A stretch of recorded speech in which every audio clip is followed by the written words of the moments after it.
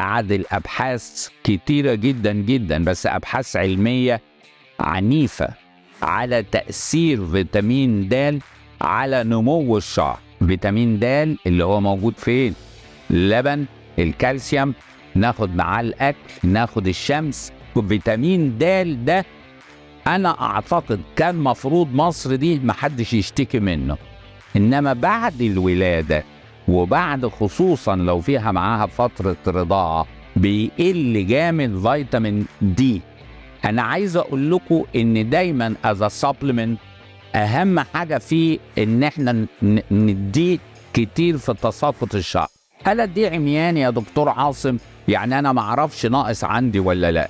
أديه عمياني؟ الإجابة لأ. ضروري تتأكدي إن عندك نقص فيتامين د علشان تديه. اوعى حد يشتغل عمياني، لأن الشغل عمياني في كل الأمراض بتاعة الشعر بتعمل مشاكل. تلاقي انت عمالة تاخدي علاج وشعرك بيقع أكتر.